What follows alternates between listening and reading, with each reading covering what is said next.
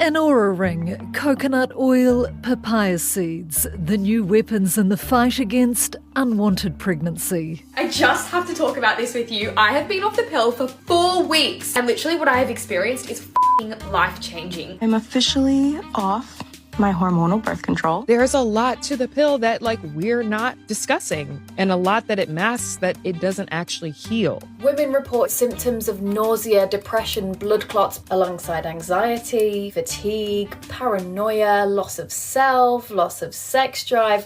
That's considered a fair trade-off for the prevention of pregnancy.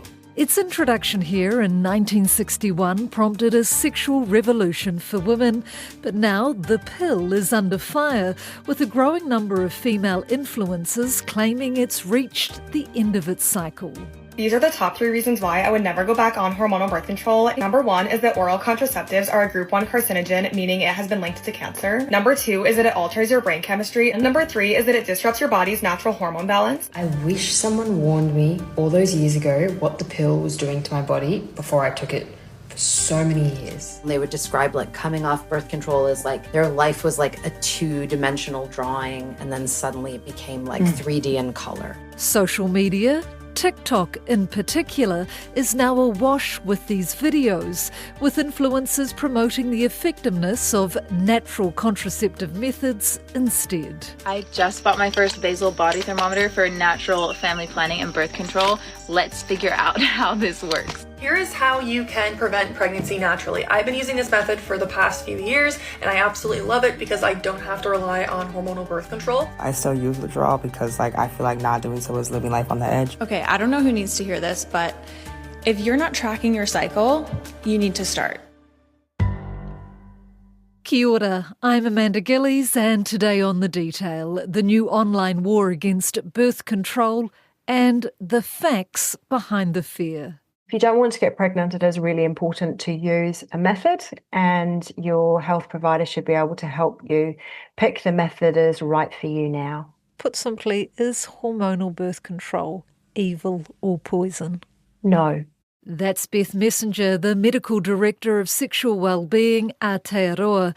In a moment, she will talk about the benefits and the side effects of hormonal contraception, and that includes her own experience.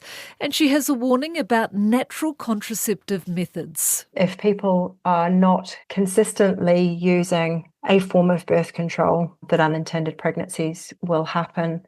But first, Dr. Megan Bugden, a lecturer in public health in Australia who co-authored a study which analysed 100 TikTok videos on contraceptive health that had collectively gained nearly 5 billion views and 14.6 million likes. We wanted to assess not only the messages that were contained within these videos, but the reliability and quality of the messages, because we know a lot of young people in particular are accessing health information on these platforms because it's easy to access and largely anonymous. And what did you find? What we found was that most of these videos were ranked quite poorly in terms of accuracy and reliability.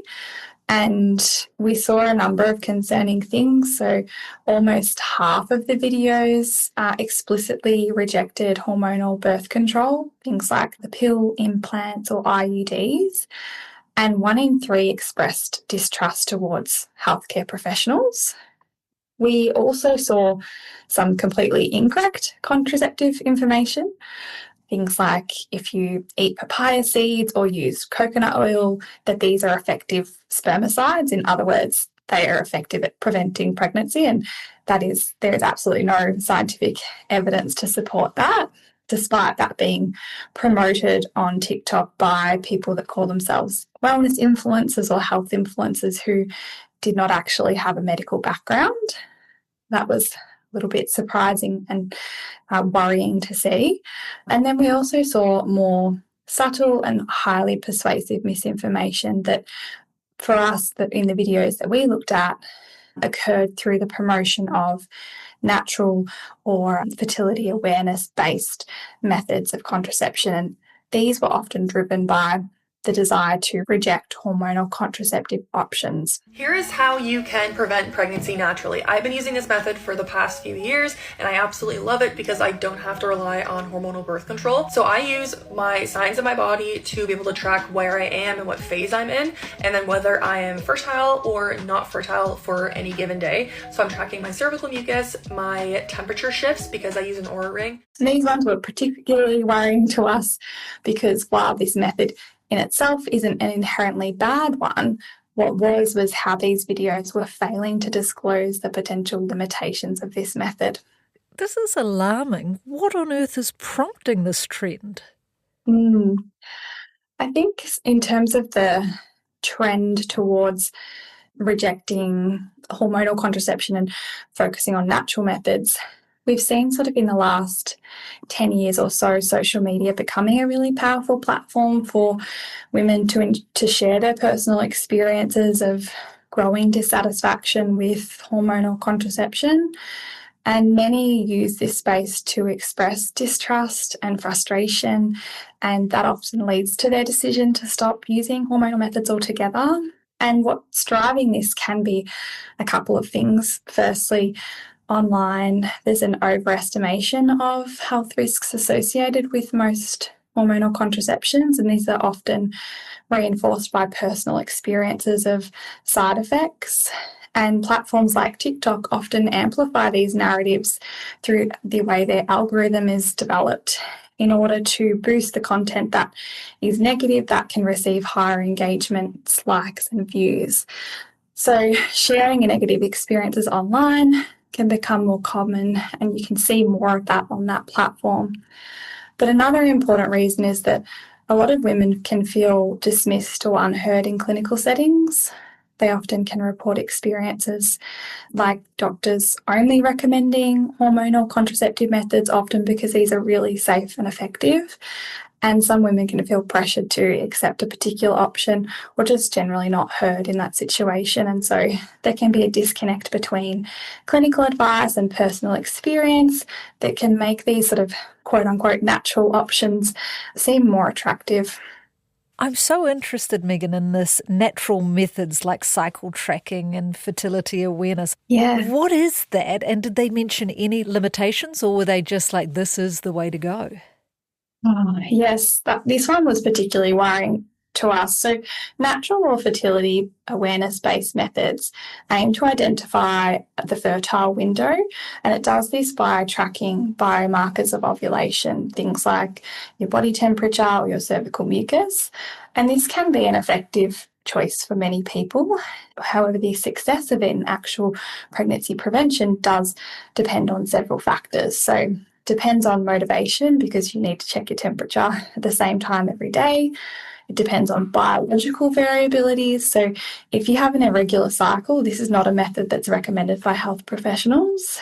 And many people who may have used this method in order to fall pregnant will know that ovulation is not very consistent for most people. And this method also requires on-partner cooperation and is ineffective often on its own. So it does require a barrier method like a condom at certain times in the cycle. And these limitations were not being disclosed. And this was one of the real risks that we found within the research that we did, because this can lead to unplanned pregnancies as well as STIs, which are quite serious things to be coming out of this research. You might appreciate this. A doctor was asked about this cycle tracking and fertility awareness, and they said, what do you call people who do this? And he replied, parents, because I think that is ultimately the outcome. You agree with that?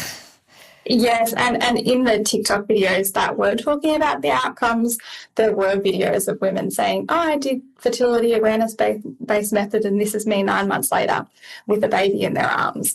So this is definitely an outcome of not knowing the limitations properly before using the method.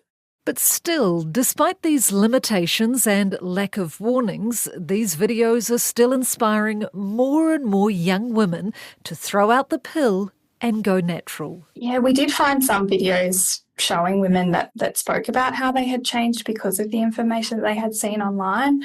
There is also some international research that inspired us to do this research in the first place was that internationally there is a rise in unplanned pregnancies and STIs. Syphilis is on the rise in New Zealand, with a 41% increase in cases in the second half of last year. Most people won't have heard of syphilis, or that perhaps the older generation might be aware of it, but people will be really surprised to know that we're having an outbreak now. Some organisations had suggested that social media was playing a really important role in this outcome, and so that was essentially why we wanted to look at whether the information in the first place is accurate and reliable, and unfortunately it's not. So we are seeing that some people are using this information to make their contraceptive decisions based on that, and not always with the outcome that they wanted or expected. Does TikTok have a role, or social media, bosses have a role in regulating or flagging this sort of misleading health content? Because the consequences can be really serious. Oh, absolutely. I think so. I think that from a public health perspective, regulation always plays an important role. When we have successfully prevented other health issues in the past, regulation is always a key factor alongside education. So whether it's a strong regulatory stance or a co-regulatory stance, regulation is important for this issue, particularly when many influencers or wellness educators on these platforms are incentivized through TikTok algorithms to share inaccurate, negative information. So I think that there's absolutely a role that they need to play to be accountable for this content. Hormonal birth control makes your nervous system more sensitive to stress. And then there was a study in 2015 that found that women who take hormonal birth control have altered brains compared to women that don't. I was on birth control for 18 years, maybe 4 weeks since I've been off the juice. Honey, let me tell you something. There's a lot to the pill that we're not discussing, and a lot that it masks that it doesn't actually heal. If you don't like using condoms, you should consider using neem oil. Medical Director Beth Messenger has seen some of these online videos. I asked her if they amplify misinformation about hormonal birth control. It absolutely has. And, we've had instances where staff have been like, well, what are we supposed to tell people about it? And, even we can be tempted to tailor our advice based on what's on social media. And, we've had to remember that actually we need good research. We need to be giving information that is evidence-based rather than a reaction to what's happening on social media. She says hormonal birth control has been around for more than 60 years, and there is a lot of evidence around its safety. It's an effective method, she says, not to get pregnant. So what are the options in New Zealand? Well, patients can access a combined contraceptive pill. They basically trick the body into not maturing and releasing an egg each month. So it basically stops you from getting pregnant? Yes. So the idea is if there's no egg released, then there's no way of getting pregnant. A progesterone-only pill is also available. Most of those ones work by causing the body to make a thick plug of mucus at the cervix, which acts as a block to stop sperm getting up into the uterus. Then there is the injection Depo-Provera. That works really effectively to stop the hormonal triggers that cause the ovary to mature and release an egg. Hormonal implants and IUDs are another option. The implant is sort of a bit of a mix between the progesterone-only pill and the Depo in terms of how it can work. And then the hormonal IUD really works on the lining of the uterus and on the mucus at the cervix. What are the sort of most common side effects that women may experience on hormonal contraception? So really the only one that we have good evidence for as being caused by hormonal contraception is a change to bleeding. And we tend to think of that as being the irregular, more frequent bleeding. It's often spotting, but it can be heavier than that happens unpredictably. And that definitely is a problem. But in fact, change to bleeding, whenever somebody takes hormonal contraception and is not getting a period at all, in a way, that's a side effect. We typically think that's a good thing. Women complain of weight increase, acne, moodiness, and then more seriously, putting them at risk of breast cancer. Is that all correct? Are they serious and considered side effects? So there is an association with the increased risk of breast cancer with the combined pill in particular, but also things like having a blood clot in the lung or the leg. So some of these risks can be quite significant. We tend to think of those as being risks rather than side effects. But basically anything that you might get in your normal menstrual cycle, so things like breast tenderness, bloating, acne, mood change, all of those things get reported on hormonal contraception. But some people also don't experience them when they're on hormonal contraception, but might do when they're not on it. So for some people, those things that get reported as a side effect they're actually taking it as a treatment for those symptoms. Here's a personal question. Have you ever been on the pill and did you ever experience side effects? And no worries if you don't want to answer that. Yeah, I used to be on the pill. I will admit to being an absolutely hopeless pill taker. And I basically felt trapped in my few premenstrual days almost permanently. And I did gain weight on the pill because I ate like I do before my period. As so many do. So did you come off it and try something else? How did you deal with that? I did. I had come off the combined pill when the pill scare with the blood clots came out in the 90s, and I switched to progesterone-only pill, which was even worse for me. And then I went back on the pill and promptly had a blood clot and switched to copper IUD. And I mean, I'm one of those people who has tried lots of things, not everything, but lots of things, and struggled with most of them. Any of them actually work for you? That's terrifying, by the way, about the blood clot. But did any of them work for you, or in the end that you thought, actually, I'm okay with this? Well, I didn't get pregnant, so they worked. She has since become a mum by choice and no longer uses hormonal birth controls, but she says they do have their benefits. Well, lots of people have heavy or painful periods, and lots of hormonal contraceptive methods can be used as a treatment to reduce the pain or bleeding, or even just to reduce the number of periods that happen, so that even if they're not better in themselves, that they happen less often. And actually, if you just don't want to have a period, you really don't need to have one. Lots of people have other cyclical things like, mood change can be really disabling for people before their period. And so, a method that stops ovulation can actually help them. And any things like, some people will get cyclical headaches and so on. And again, by, managing their cycle, we can reduce the headaches and improve quality of life.